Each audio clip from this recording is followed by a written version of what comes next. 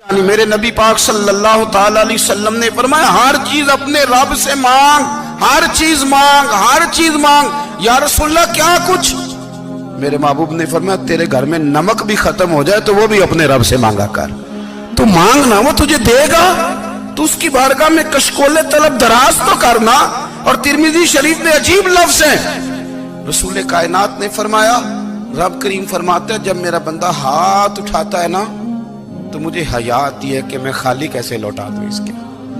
اتنے بڑے بادشاہ کی بارگاہ میں، او بھائی لوگوں سے عزتیں تلاش کرتے ہو تو وہ کیا تمہیں عزت دیں گے؟ وہ تو کل اچھا کہتے ہیں پرسوں برا کہنے لگ جاتے ہیں۔ لوگوں کے سامنے گڈ بک میں آنا چاہو گے تو وہ تو سویرے تمہارے بارے میں کچھ کہیں گے، شام کچھ اور کہیں گے۔ اپنی روحانی زندگی آباد کریں، اپنے مسلح کو وقت دیں، اور دنیا سے چھپ کر اس موبائل کو بند کر کے اور اپنے آپ سے بھی چھپ کے اور تنہا ہو کے چھپا کے سارا کچھ اپنے آنسو اپنے رب کی بارگاہ میں پیش کریں، اس کے حضور حاضری دیں۔ سنو نا ترمذی کی حدیث اور اسے یاد رکھنا، نبی پاک علیہ السلام نے فرمایا اپنے دکھ لوگوں کے سامنے نہ بیان کرنا، سیٹھوں نوابوں کو نہ بتاتے پھرنا، دنیا داروں کے سامنے جا کے نہ رونا کہ میں تکلیف میں ہوں۔ فرمایا اگر دنیا داروں کو دکھ بتاؤ گے رب تمہیں کبھی غنی نہیں کرے گا۔ اور لوگ ہیں کہ الٹا مذاق اڑائیں گے۔ آپ کی جس سے بڑی پکی یاری ہے نا، پکی، وہ تب تک پکی ہے جب تک آپ نے 50,000 مانگا نہیں، اور جس وقت آپ نے کہہ دیا کہ میں مجبور ہوں میری مدد کر تو پھر ختم ہو گئی دوستی۔ لوگوں کی تعلقات آپ کے ساتھ تب تک ہیں جب تک آپ ان سے کوئی ضرورت وابستہ نہیں کرتے۔ کریم محبوب فرمانے لگے بندوں کے سامنے دکھ نہ بیان کرنا، اللہ تجھے کبھی غنی نہیں کرے گا۔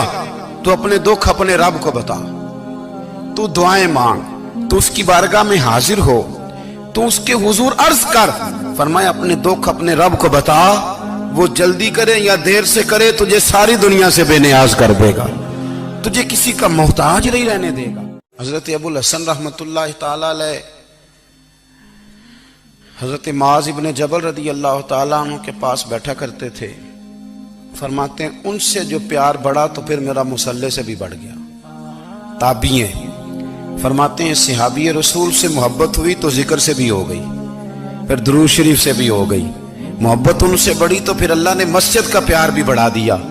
آپ فرماتے ہیں کہ میری ہر وقت بھی یہ چاہتی تھی کہ بس اللہ اللہ کروں، بس اللہ اللہ کروں، بس نہ میں ذرا تھوڑی جان چھڑاؤں لوگوں سے، کو 10 منٹ ملے تو میں کچھ 4 نفل پڑھ لوں، میں تھوڑا سا نہ بچوں لوگوں سے، اور مجھے تسبیح ملے تو میں نہ کچھ 400-500 دفعہ استغفار پڑھوں، سبحان اللہ الحمدللہ اللہ اکبر لا حول ولا قوت الا باللہ، میں نہ تسبیحات پڑھوں۔ فرماتے ہیں کہ بچے تھے گھر میں 6-7، غربت تھی، کام ملتا کوئی نہیں تھا، اور میں کام چور نہیں تھا، کام ڈھونڈتا تھا، پر اللہ کی قدرت کے کام نہیں ملتا تھا۔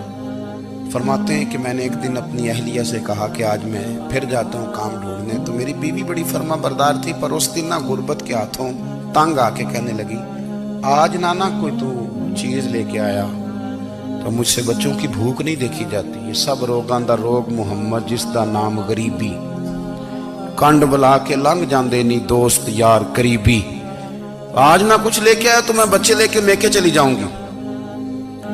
شیخ فرماتے ہیں کہ میں بڑا پریشان گھر سے نکلا، پر میں نے صبح سے لے کے زور تک کام ڈھونڈا، کام ملا کوئی نہیں، تو میرے دل میں خیال آیا چلو کام نہیں ملتا تو اللہ اللہ تو کرے نا، چلو بندوں کی مزدوری نہیں ملتی تو رب کریم کی عبادت ہی کرتے ہیں۔ فرماتے ہیں کہ میں نے نا فرات کے پانی سے وضو کیا، نہر کے، شدید دھوپ تھی، ساتھ ریت تھی اور ریت تپ رہی تھی، میں نے اپنا رومال وہیں مصلی کے طور پر بچھا لیا، اور فرماتے ہیں کہ زور سے لے کر عصر تک نماز پڑھی، دھوپ بھی پورے زور پہ، پر میرے سجدے کا ذوق بھی پورے زور پہ۔